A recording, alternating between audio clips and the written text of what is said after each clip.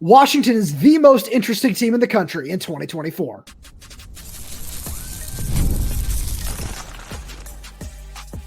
You are Locked On Huskies, your daily podcast on the Washington Huskies, part of the Locked On Podcast Network, your team every day. Welcome back into another edition of the Locked On Huskies podcast. I'm Roman Tomashoff. That's Lars Hanson. He's site editor with Athlon Sports Inside the Huskies. I'm the site editor with Huskies Wire. Thank you for making this your first watch or first listen today, as we are part of the Locked On Podcast Network, your team every day. And today's episode is brought to you by Game Time. Download the Game Time app, create an account, and use code LOCKEDONCollege for $20 off your first purchase. Terms apply. Now, Lars, you and I we've got a really fun show, because we're getting back from UW's official media day before practice starts on Wednesday, as our everydayers will listen to this. So we're going to get into some of the recruiting updates we've got and just all our biggest takeaways. And that starts with the biggest takeaway that we could possibly find is there is no team in the country that is more interesting than the Washington Huskies this season. Yeah, you're there. I kind of in what you said a little bit, but they're America's mystery team. Like, if the Dallas Cowboys are America's team, Washington is America's mystery team. And that stretches between college and NFL, because even in the NFL, can you name me a team that is replacing 21 and 22 starters? No. Okay. Is there any other college that is doing, or is there any team coming even close to that? Like, you're talking about breaking in a brand new quarterback, it's probably three new running backs aside from Cameron Davis and the returners, new receivers, a brand new offensive line. I mean, Brennan Carroll said that they're going to, switch through a few different rotations. So basically nothing is set in stone. Now, there's a lot of potential pieces that, as we've talked about over the past couple of months, and we'll certainly expand on here today as we got to talk to a couple of those players, not necessarily any of the new guys, but that is what it is. Which wasn't expected to. So that's not an indictment. It's just, until we get to actually talk to them. But what the coaches did say seemed to kind of lend credence to some things that we had talked about. For example, Logan Sagapalu, D'Angelo Titialii on the offensive line. Brennan Carroll talked about how much he liked. So there's so much to like. But at the same point, none of those questions can arise until you get to practice on Wednesday morning. The pad, what pads are on, pads are not on, whatever. You don't even know what it looks like because the coaches haven't seen them practice. They've been doing, summer conditioning workouts and testing and all that sort of stuff. And you can kind of see how a guy might, thrive in open space when he's running and stuff like that. But you truly can't get a sense until you actually get the pads on and start calling some plays, which at least we know who the first quarterback is going to be. Right.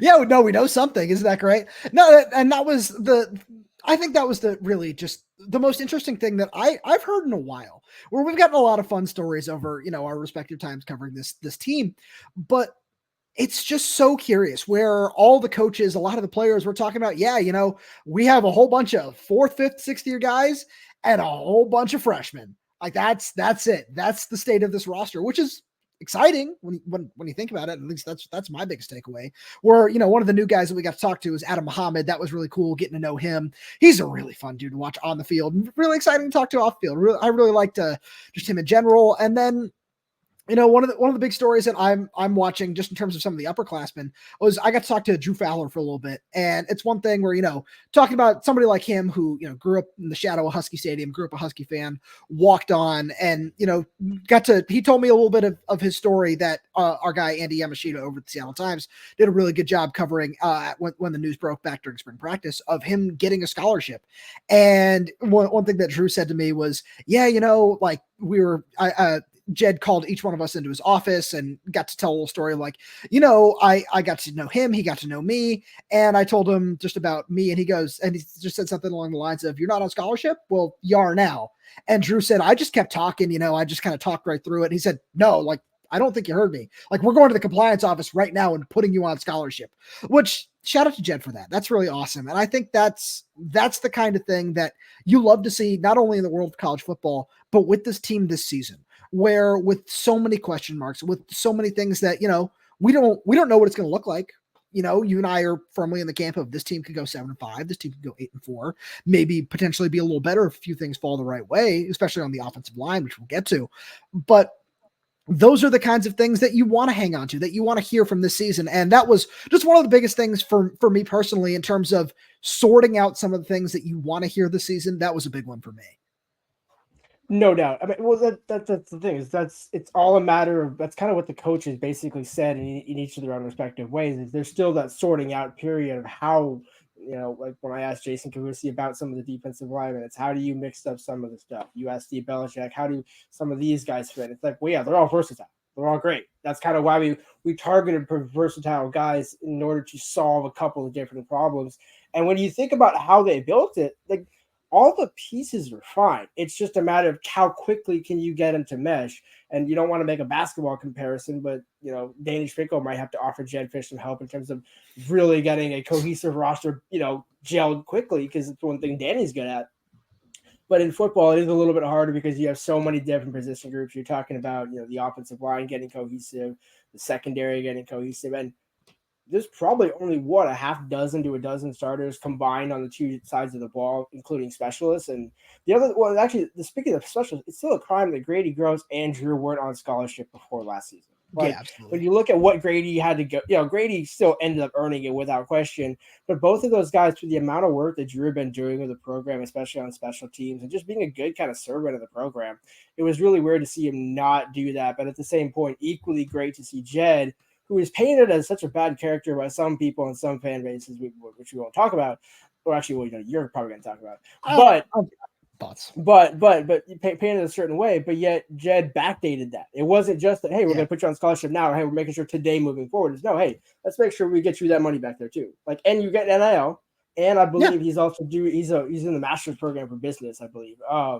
So he's doing something in business, and again, so it's smart money all around. And when you look at the depth of linebacker, especially behind Zoe and Carson, you need to have two guys, and Drew's been that staple in the program.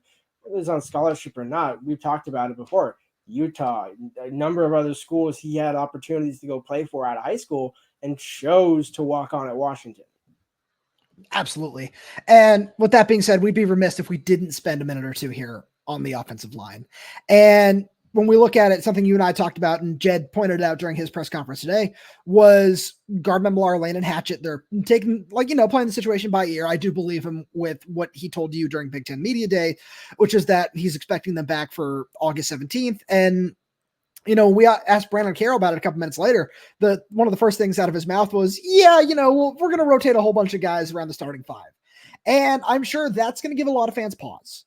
I'm sure that's going to make a lot of fans say, oh, well, hold on. I don't like that answer. I think that's the best possible answer you could have given. The fact that they have 15 scholarship linemen is great. That's a huge improvement of where, just obviously where they were in the spring, right? But on top of that, I think that it's the best answer he possibly could have given, because that means it's a fully open competition. You and I both got to spend some time talking to Drew Azzopardi. I got to know a lot about his baseball background, which is a baseball guy for me. Loved hearing that. That was awesome. Me and Mike Burrell spent a good chunk of time talking about that. But I really loved hearing that it's going to be a completely open competition, because you and I have firmly been in the camp of just let it happen. Let it play out. Let's see what it looks like. And if you have, let's be real here, if all 15 guys are rotating on the first team and you're still finding ways to make it work at different points in camp, that's fine.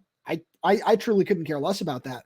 Where, just the more guys that you're getting in there, like with Paki apparently being at 305, Paki Finau, that is the true freshman. That would be really nice if that happens. D'Angelo Titialii, let's see what that looks like. Enokk Vimahi was one of the guys that Jedd and Brennan Carroll both talked about.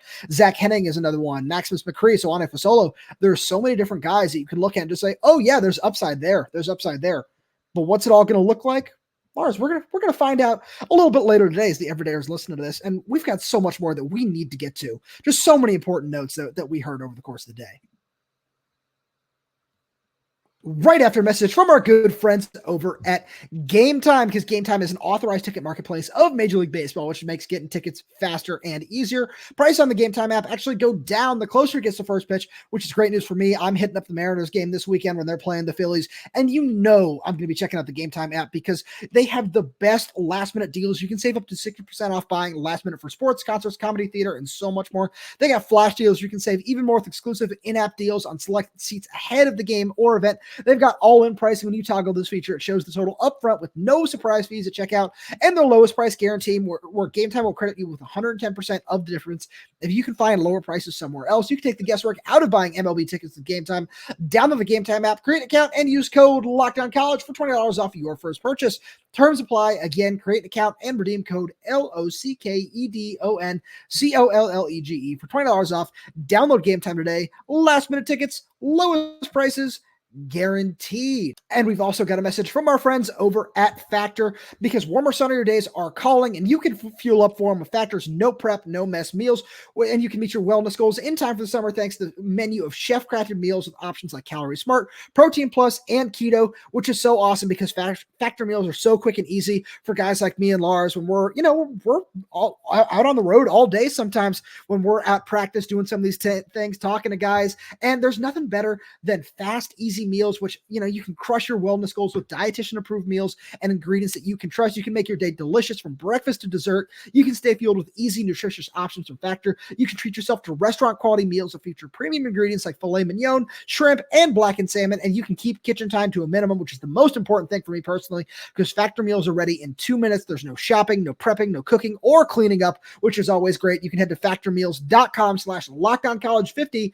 and use code LockedOnCollege50 to get 50% off your first box plus 20% off your next month. That's code LockedOnCollege50 at factormeals.com/LockedOnCollege50 to get 50% off your first box plus 20% off your next month with an active subscription. So, Lars, what were some of your other takeaways from Media Day? Because truly, my head is spinning, and ours was during just the prep of all this, because there were so many things that we got to learn. Yeah, well, where do we want to start? I guess we can start with the running backs, because I think that's the one position on offense, aside from offensive line, that I think is going to have a underrated say in what this offense ends up becoming, because we know Jonah Coleman, obviously talked to him at Media Day back in Indianapolis, but we also got to talk to Cam Davis, and you mentioned Adam Muhammad, and then I also asked Scotty Graham about Jordan Washington. I'm like, how are you going to keep Jordan Washington off the field? And it's basically like, oh, who says we are? Like, now, again, he didn't say all 12 games or anything like that, but he has no fear in letting this room figure it out. And I think that's the one thing that I learned about Scotty Graham today. Not that we didn't already know how good of a guy he is and the type of relationship builder that he is. I mean, I think it's one of the first things you said on the show when we were talking about him in the spring. It's like, this guy is a great relationship builder, obviously. But he went even deeper than that, where I didn't know Jonah never took a visit to Arizona, because he came in the COVID year. So Jonah never took an official visit to Arizona, still signed with him because of the relationship that he had with Scotty Graham. And I think that speaks to the type of guy that Scotty Graham is. And that's why the players trust him so much. And Cam Davis even said as much. He's like, no, I never thought about transferring. And you have to think about, he came in 2019 with Taj Davis out of Upland as well, who ended up transferring, went back to Cal. All was well with that. There's no fault for Taj for doing that. And nobody would have faulted Cam for doing that. But Cam's like, no, I never once thought about it. Like, I was just focused on getting back and enjoying, the memories of my teammates last season. And I think that one phrase that they used a lot last year, there was a lot left on the bone. Jonah Coleman said, there were some things that they left. And I think that's kind of in a way where they're going into the season where there's meat on the bone. They don't know who's going to necessarily be gnawing at it, but there's plenty of guys who have the potential to eat up a lot of meat on the bone. And I think that hunger is really going to drive this offense, even if no matter what the passing game does, because when we talk about the Big Ten, what do you have to do? How many defensive guys did you talk to today that said, hey, we got to stop the run? Right. Yeah, and that's the biggest thing, where we saw so many problems with that over the course of last year with tackling. That's another thing that talking to Drew Fowler, to Carson Bruner, to Alfonso Tupatala, to all those guys, we need to make sure that we just wrap up and get guys on the ground, because there were so many missed tackles at different points last year, which is one of the biggest things that I think you and I both believe need to be corrected.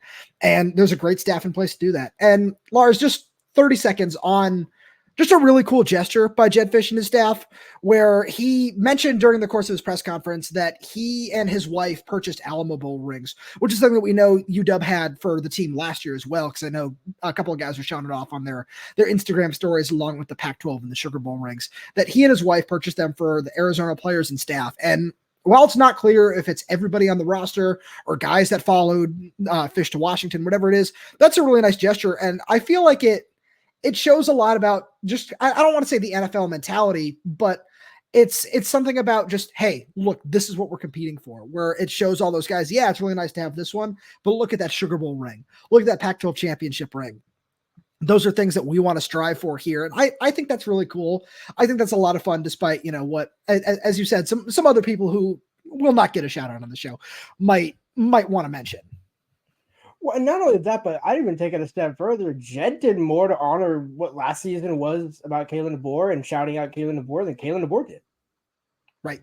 If you look at that tweet, Jedd was like, hey, just shout out to Coach DeBoer for everything you did. Like, Jedd's not shying away. When Jedd spoke at Media Day last week in Indianapolis saying, oh, Washington's beat Oregon 3 times in a row, beat Texas twice in a row, Jedd is well aware that Kalen was the one doing it. It's not like Jedd's pretending. Believe me, we sorted that out in the spring, that Jedd was not the coach at Washington last season.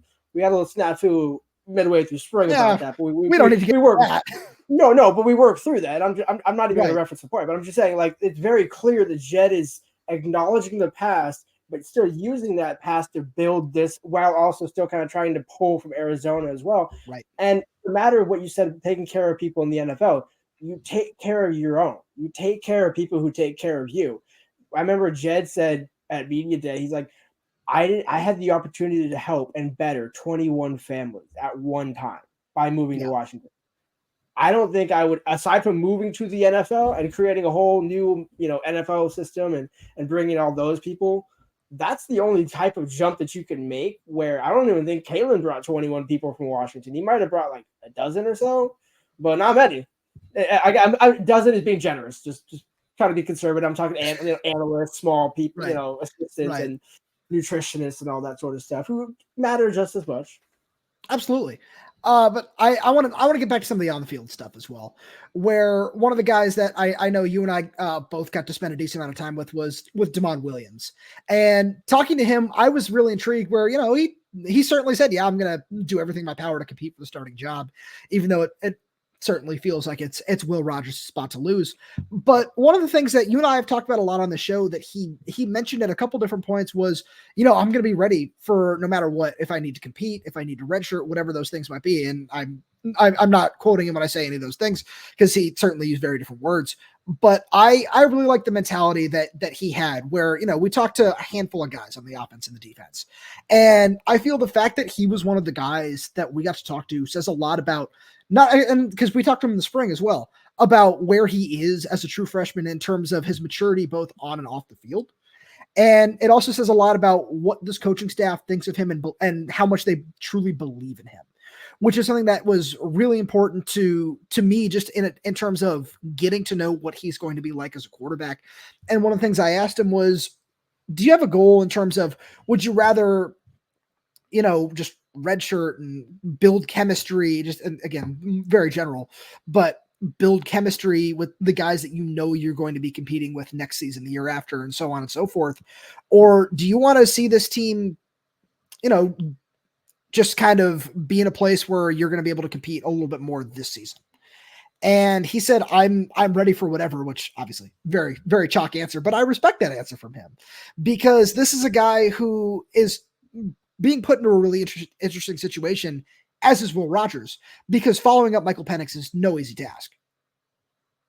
Oh, no, yeah, it's an impossible task. And I don't think that the point with that is nobody's expecting either one of them to be Michael Penix. I think that if you're a Husky fan and you expect either one of these two guys to do what Mike did, and I think here's the thing, Will can throw for 4,000 plus and 30 plus touchdowns and have the similar numbers in that respect to Mike, maybe not the total yardage, but just you can get up there, especially with what he's done in the SEC. But Mike was just a different type of quarterback, where Will's not going to, thread the needle in between three guys 45 yards down the field on a dime, while Rome is still coming out of his break. That's just, Mike is one of one in that respect. But that's why you have two different type of dynamic quarterbacks. And it's basically what Jimmy Doherty and Jedd Fisch both said, where, look, Will's the veteran.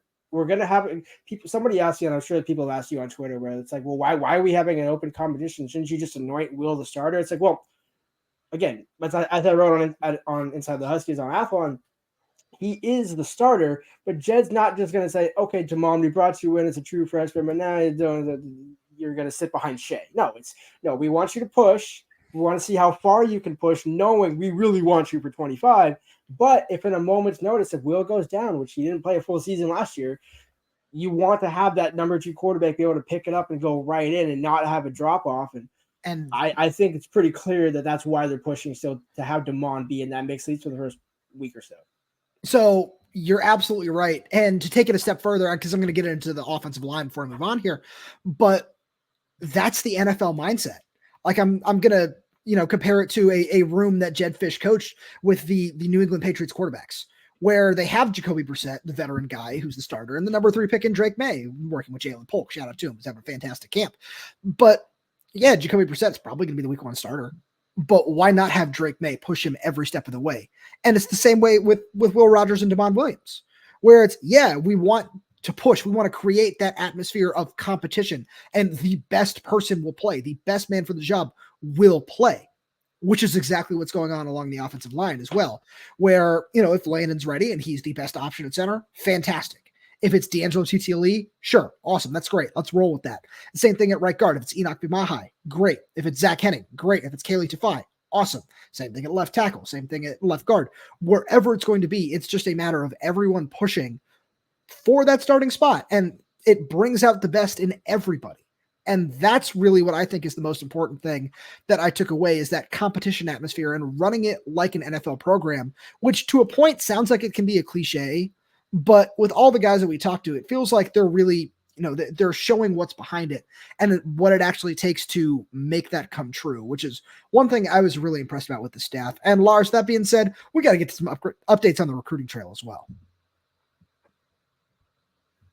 Right after a message from our friends over at eBay Motors. Passion, drive, and patience. The formula for winning championships is also what keeps your ride or die alive. eBay Motors has everything you need to maintain your vehicle and level it up to peak performance, from superchargers, roof racks, exhaust kits, LED headlights, and more. Whether it's speed, power, or style, eBay Motors has you covered. With over 122 million parts for your number 1 ride or die, you'll always find exactly what you're looking for.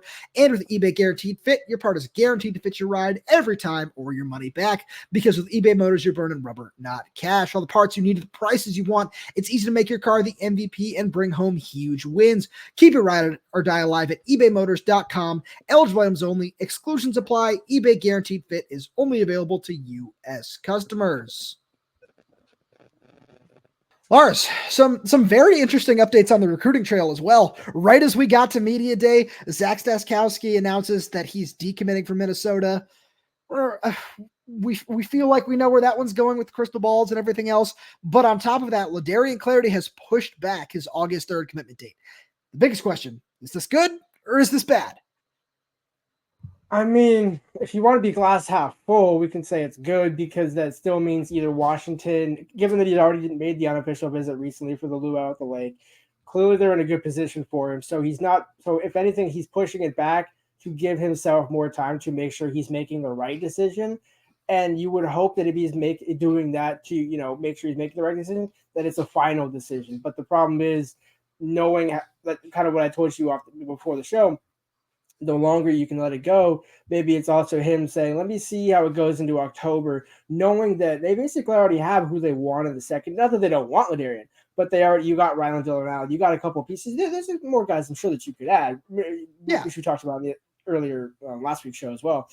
But just there's no sense in rushing it because let's say he does commit on August 3rd and commits to Ole Miss, but then Washington says, well, hey, we still want you and we're still going to keep recruiting you, and then he flips. Well, okay, vice versa. It's at the end, it's not necessarily a bad indicator for Washington. It's more or less, when does the commitment come? Is it September, or is he going to say, you know what, I'm just going to wait until the early signing day, and I might take a couple more unofficial visits for game days in the fall, which maybe could make sense. And I could see him doing that, where maybe he wants to come up for a game, to each school, because he's already taken official visits to both schools, and you can't take official visits to 2 schools unless you have a coaching change. So for me, that could be it. And if he wants to do it that way, more power to him. I think that's a fine way to go about it.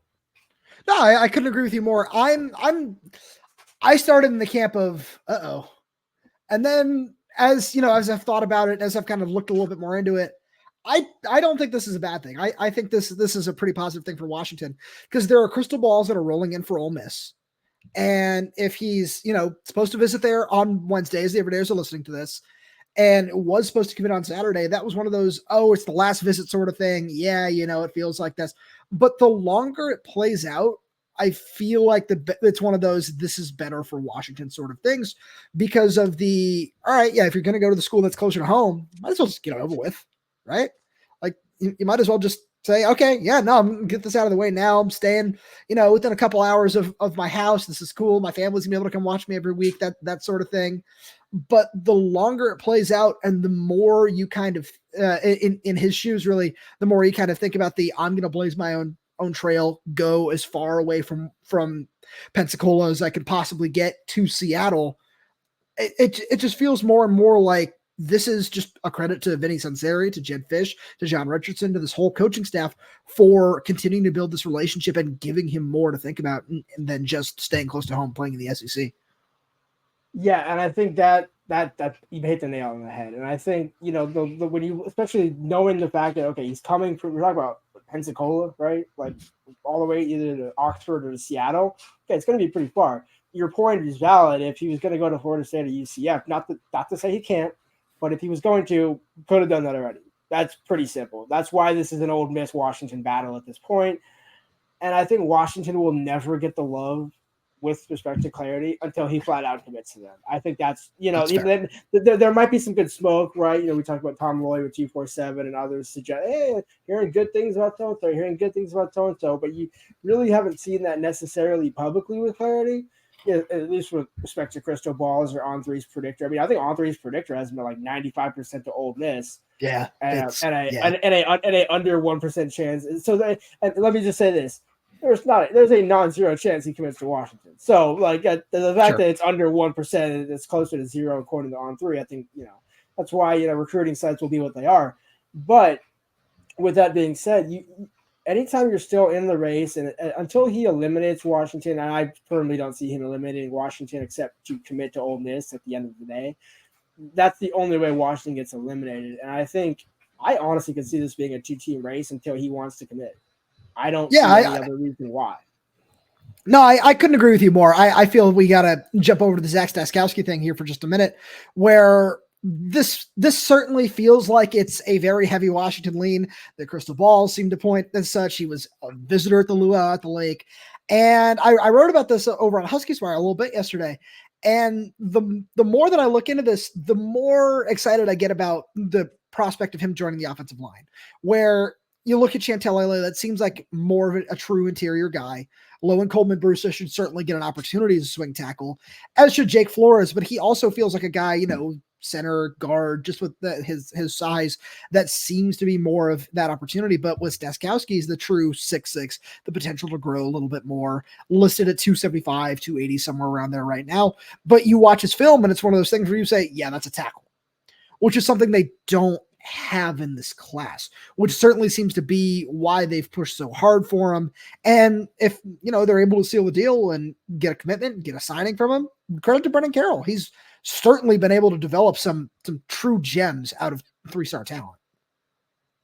We've seen, Jared Hilbert was a solid, consistent contributor and spot starter for Washington out of Oregon, out of Beaverton years ago. Again, different coaching staff, but Oregon's proven, you can get a decent 3-star and Jackson Kirkland. Exactly. Another one. Exactly. There's one, I know Jackson was not a Jesuit, right? Yeah. And so, there's always, now again, each guy is different in their own respect, but there's no reason why you have to go out to, the East Coast or the South to go get a tackle. Now, there's plenty of guys you can sign and develop. And I think when you also look at the depth at the tackle position, they got plenty of dudes there that are young. We're talking about Swane. We're talking about Max has 2 years. Drew's got at least 2 years. There's plenty of guys on that list that you don't need to have a plug-and-play tackle in the next 24 months coming in this class.